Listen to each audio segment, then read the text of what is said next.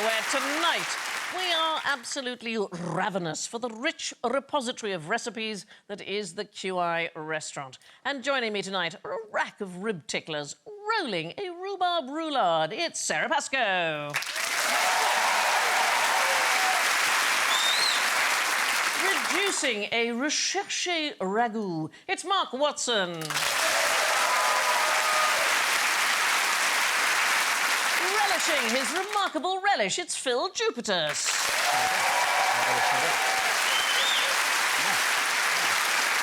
And reheating a reduced ready meal, it's Alan Davis.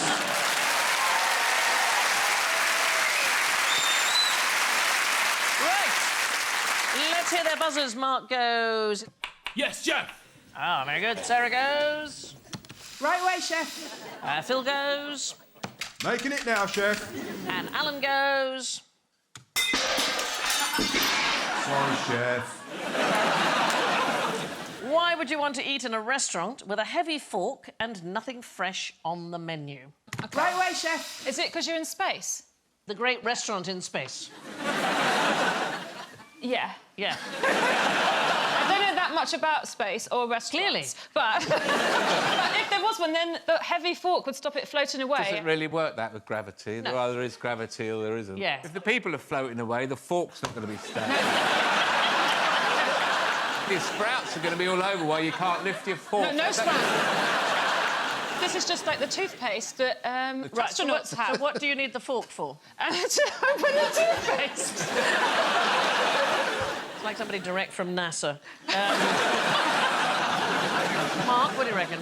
I think the space thing sounded quite plausible. You like that, actually. do you think? Yeah, because in space you can't have anything fresh, can OK. you? They grow things in space, It's don't nothing they? to do with space! Phill, help me out. I'd love to help you out. Go on then. So are we talking about, like, game? Is it a fork or Yes, is it it another... isn't- it it's isn't not a eating fork with- in the road? Is it to do with space? I've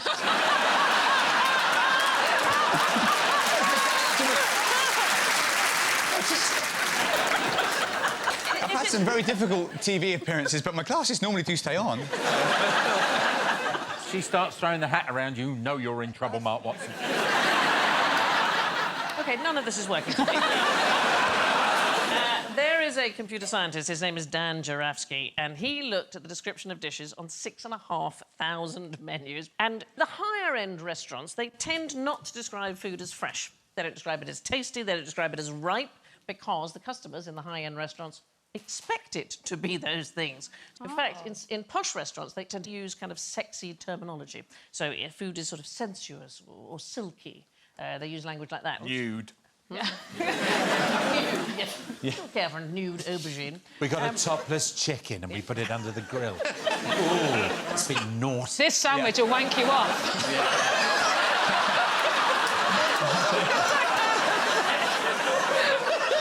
That's too sexy. Yes. We've all thought it. We've all thought it.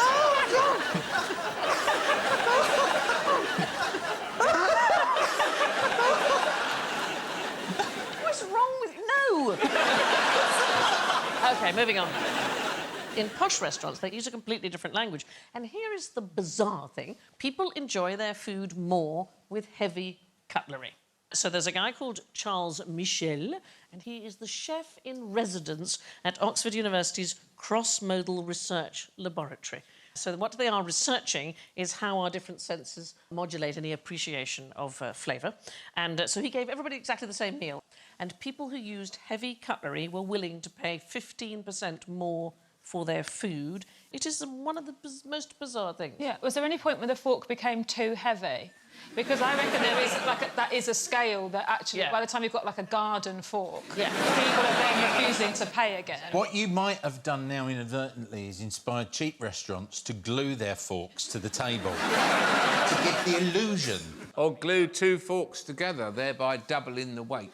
Yeah. One of the ways that restaurants trick you into spending a bit more money, did anybody know? Hypnotism. What? Hypnotism. Hypnotism. Would you like the veal? I mean, I'd certainly order it after that. Absolutely, No, one of the things they do is they remove the pound sign from menus. Oh, yeah. So they did a study at Cornell University, and if it just has the numbers, somehow we don't associate that with the true cost of something. You think it might just be 2.4 ants or something? Our brain kind of doesn't turn that into dollars or pounds. If you put $20, then you suddenly think about the price, but if you just have the number, subconsciously, we don't think about the cost of things. Has anybody ever been to a restaurant with a ladies' menu? A ladies' menu? A ladies' menu. I've never been into the ladies in a restaurant. Are they doing food in there? Because I'm going to start dragging up to go to restaurants. I just use the powder room now. Ladies' menu, anybody? Ladies' menu? So it's a menu with no prices on whatsoever. And, because the bitch ain't paying? Because... Oh, my God! I can't bear it! No! Is that what that is? Yeah, absolutely. It was that the boy was paying for it, yeah. Oh, my God. Yeah. Are you shocked? I'm really shocked. But men should have a revolution. You should say something. Now, would you like a bread roll? Please. Catch. Would you like one? Catch. Oh, I'm doing rather well, yeah. Thanks, Mum. OK. You look like the boy who was crap Well, it's at just if the catching. glasses come off a second time, it starts to... Hey, there we go. Don't right. cut that. I'm better than that. Bread and potatoes were rationed in Britain in the 1940s, of course, because of... The war?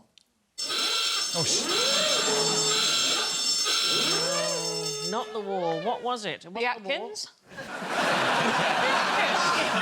Two big crises of the 40s, the Second World War and the Atkins. It wasn't one, it was the other. Yeah. No, bread and vegetables were never rationed during World War II. In fact, there were subsidies from the government in order to make sure that it was all kept on the table. Were potatoes bigger or children smaller? It does look like carrying the heads of something, doesn't it? No, it was to do with the weather. Soon after the war, there were very heavy rains and very bad frosts, so we're talking about 1946 and 1947, and then rationing of bread and potatoes came in. Then there was a bumper crop in 1948, and then after that, all the restrictions were gone. There's some wonderful stuff that they did do about food, though.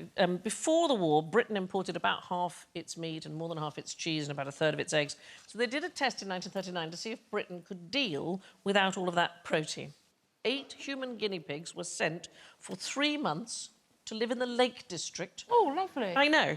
But they were put on a special diet. They were given as much wholemeal bread and potatoes as they could eat, and they were to spend their time walking and cycling and mountaineering and so on.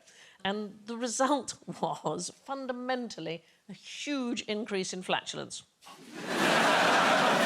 And an awful lot of time was spent eating, because it takes an awful lot longer to get your calories from potatoes than to get through a steak. And I don't know who measured this, but it says here, thanks to all the extra fibre, there was also 250% more voluminous faecal matter amongst the participants. Oh. See, that's what ruins the holiday. Yeah. They're shitting in jars. Yeah. Have you been on that sort of holiday? It's a writer's retreat.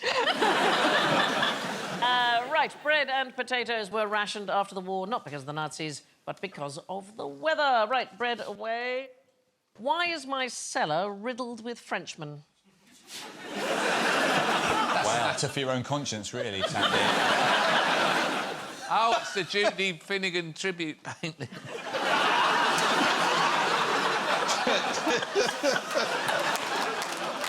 A wardrobe malfunction. What let's talk about is where the man's trousers are gone at the bottom of the picture. Yeah.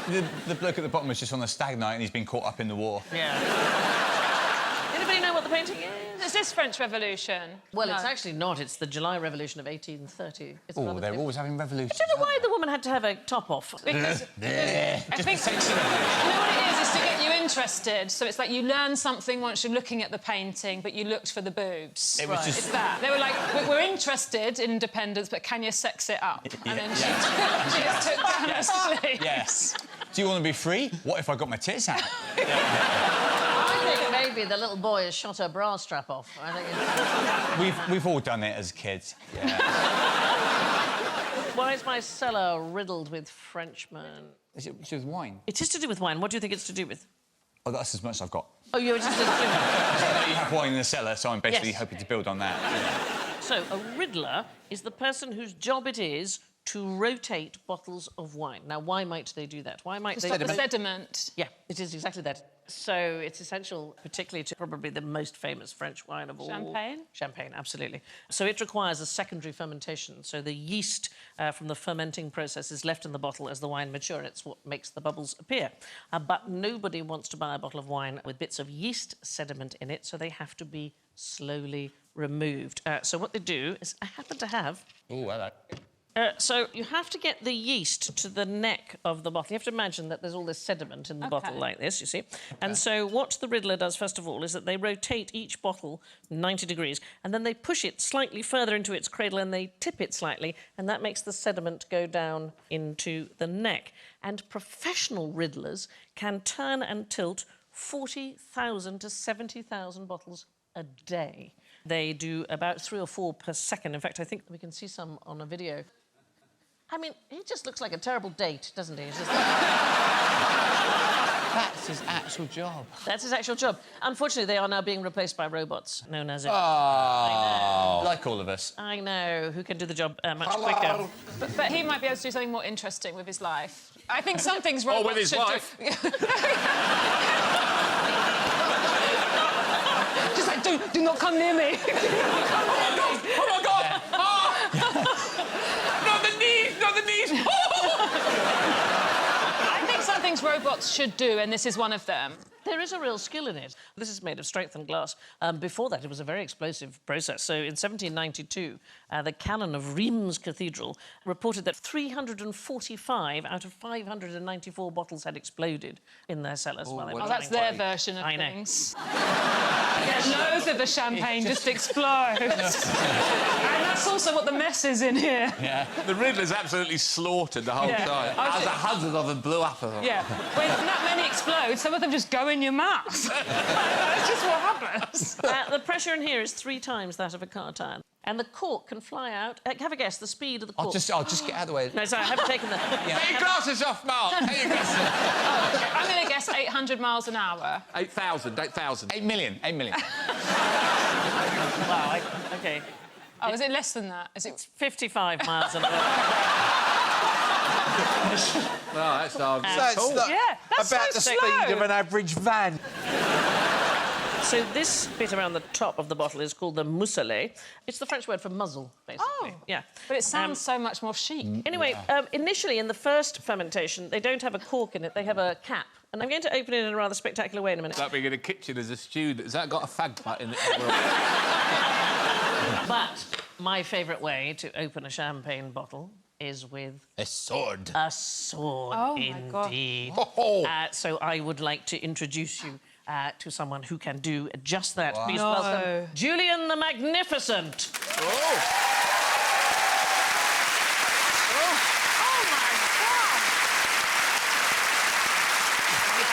Julian, am I right? You are a member of La Confrérie de Sabrador. Is that right? Have I said it correctly? You have indeed. I'm the Ambassador Emeritus. Isn't that fantastic? So Ambassador, you are spoiling it. how did you come to be able to do this?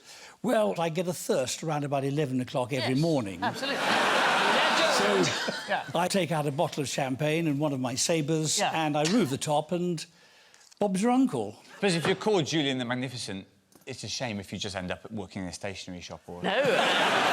But you work in the wine trade, do you not? I do indeed. You work in Wetherspoons. Only in closing time with that weapon. Now, here's Still the thing. staying on us. I was told that for health and safety reasons we cannot actually do this on set. However, if you all agree, shall we just do it? Yeah!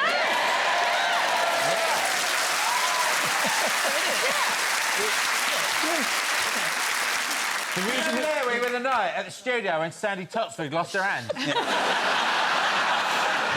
I just be really clear? You're not going to extract the cork. You're actually going to... I shall remove the glass annulus and the cork together. OK. Should you... Are you okay to stand this close? No problem at all, because I'm going to be shooting it over there. OK. That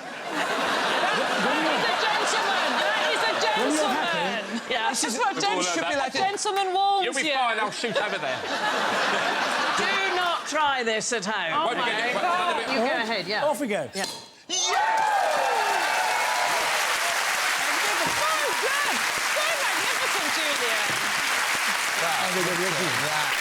Look at that. Fair play. I mean, that's... Don't touch the top because that's sharp, obviously. But you could drink that. You could drink that perfectly because no glass will go inside. As you quite rightly said earlier, the pressure is about 5 times, actually, Oh, with it's 5 lorry times. tyre. OK. And it will just shoot any glass away. Right. I mean, this is why you hired Julian the And Magnificent. is there like an evening course you can go on to learn how to do That's it? all. Well, can I learn how to do it? You can indeed. OK. It takes 3 seconds. Let's do it. Let's give it a go.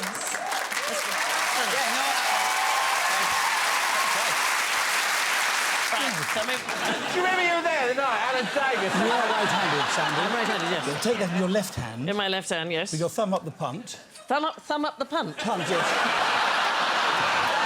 Not the first time. There you are. OK. Champagne? Oh, it's quite heavy. Yeah. Right, now, the art of sabrage... Yeah. You never take the blade off the glass. No. It's a shaving motion. You go straight up there and follow through. Don't stop. Right. And take the glass annulus and the cork with it. With this sword and this... But never take the blade off the glass. OK. The straighter you get it, the more... Can you hold the bottle as well? I'll do that for you. Why not? OK. Off you go. That's terrifying. Oh, my God.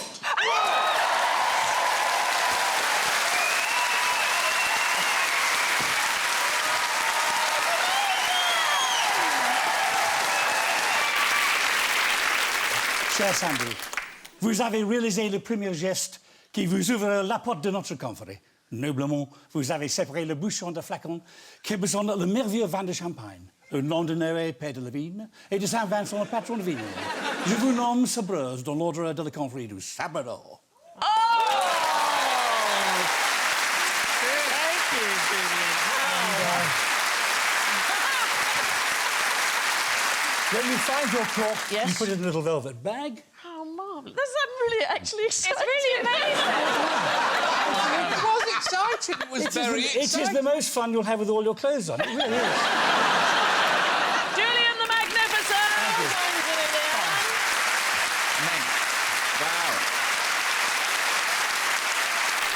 Sandy, it's the coolest thing anyone's ever done. That was so cool. That was very cool. There's the one you cut. Look at the cleanliness of that. I'm going to put it in this that little bottle bag. Oh, is that a scene from Killing Eve? It was brutal. I'm not exaggerating. That is one of the most exciting things that's ever happened. It looks exciting. It looks exciting.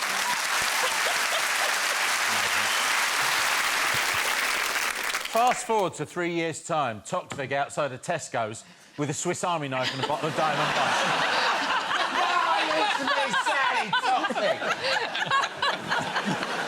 I was the Bake Off host.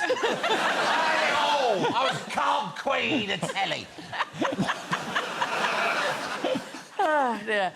Champagne cellars are riddled with riddlers, although it's nothing to whine about. Oh, now you're back down to earth with a bump. Now, for a question about the uses of rice. Who's that? Which one of you is No, that? Sorry. I'm really sorry, bud. What? Phil? Yeah, all right. Yeah, hello. Yeah, I'm doing... Yes. Oh, no, she's here. She's here. The phone. Yeah, The phone. it's the Danish ambassador. He wants to know where you left the key to the herring fridge. Give me the phone. Give Give me the phone. That's not the Danish ambassador. Look at what it says on there. It says Piers Morgan.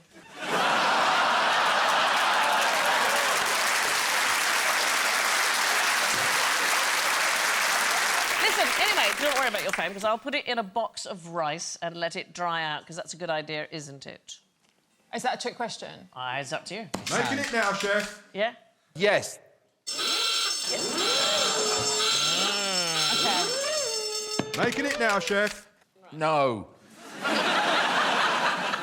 it in... People do that because they think the rice it absorbs the water. Yeah. Yeah, so here's the thing. You're telling us that's not really a thing. Well, if you put a phone in a closed container with rice, less water is lost than if you just left it out in an open room. Because I had this, I put my phone in the rice. Yeah. And then my wife and I could not agree on whether to seal it in or not. Well, don't put it in the rice at all, is the thing, because it will also get little bits of rice stuck up, you know, the charging port. If you do put wet phone into rice, it's going to survive. If it does survive, it would have done anyway. So who was the first person who said, oh, don't worry about that, I'll pop it in some rice for you? He was an arsehole. Yeah, OK. Right. What does this clown eat? Who is that? Is that the original Ronald? Ronald McDonald, yeah. It is the original Ronald McDonald. What does original he eat? Burger King. His secret shame is that he doesn't really like McDonald's. He's actually a vegan. One child for every Happy Meal party.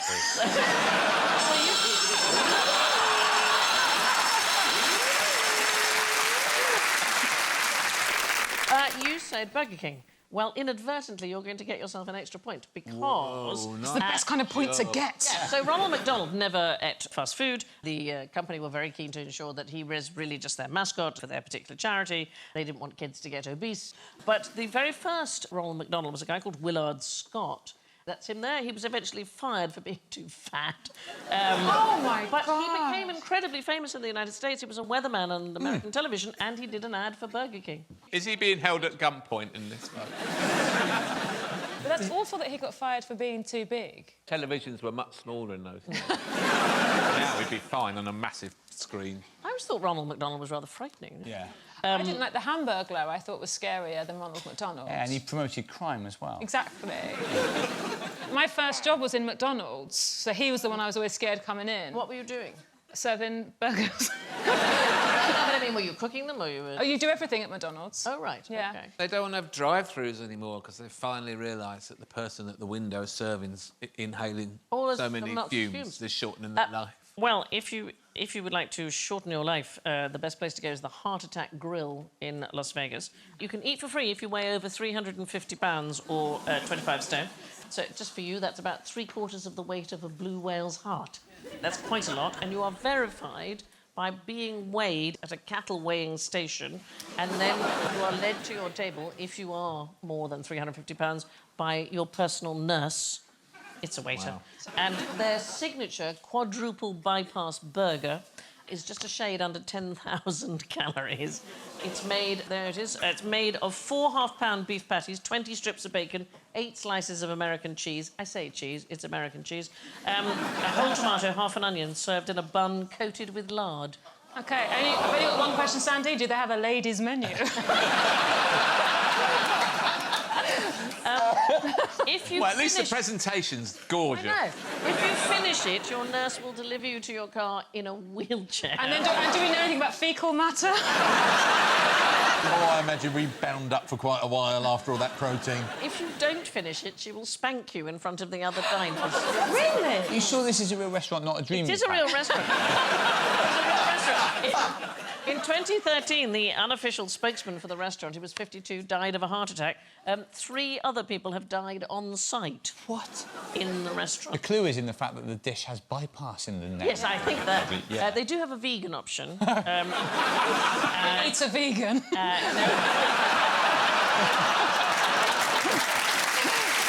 That's how they get their roughage. Yeah. There must be some vitamins in a vegan. The only vegan option on the menu is cigarettes.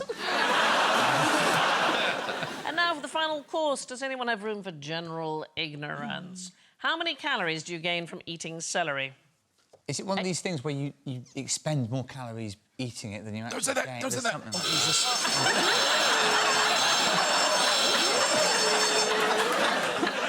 like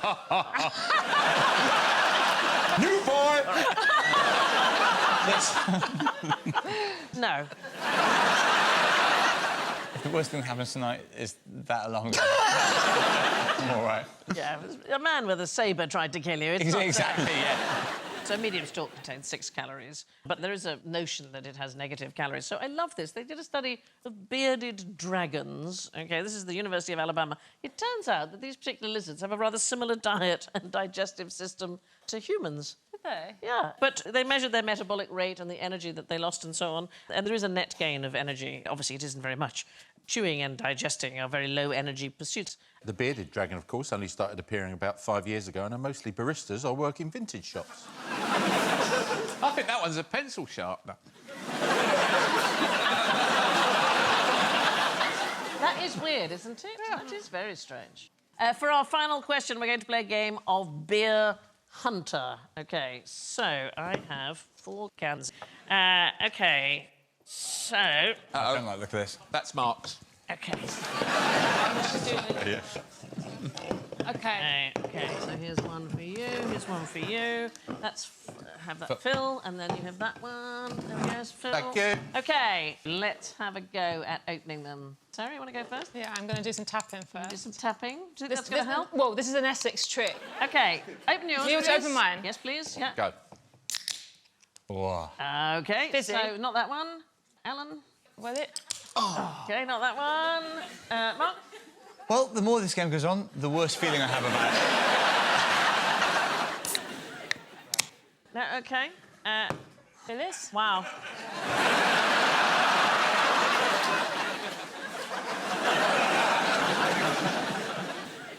Phil?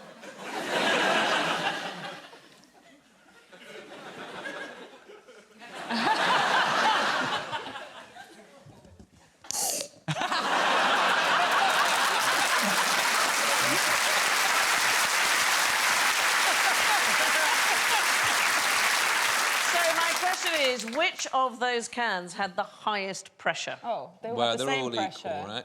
Yeah. So the pressure is constant. It's about 3 atmospheres, no matter how much you shake it. An unshaken can has a small amount of gas that sort of floats on top of the liquid, but when you shake it, it all gets mixed together.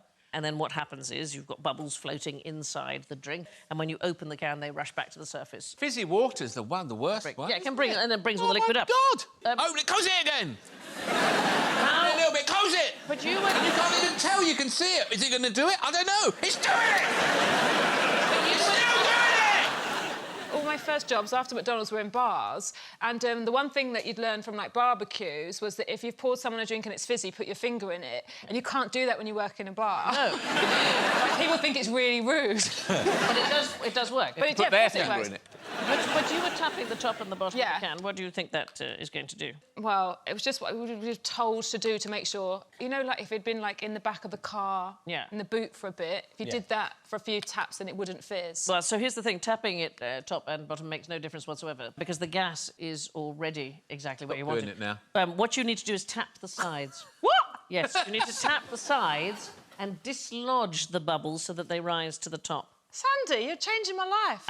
I'm nearly 40 years old. I've just learned how to actually do this. Yeah, so tap the sides, and then when you open the drink, the CO2 will rush out without displacing any liquid. This is useful drinking information. That's what we have the BBC for. I know, right? All of it brings us to the matter of the scores. In first place, our triple Michelin star is, with 3 points, Alan. Oh! Hey!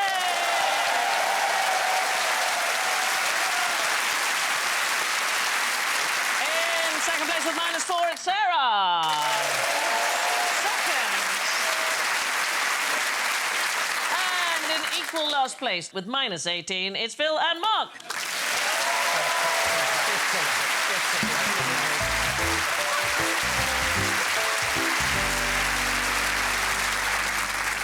So it's thanks to Mark, Phil, Sarah and Alan, and I leave you with this thought by Bob Monkhouse. I read one survey that said 70% of British married couples would rather eat a good meal at a restaurant than have sex, and that's because it might disturb the people at the other tables, I expect. Thank you and good night.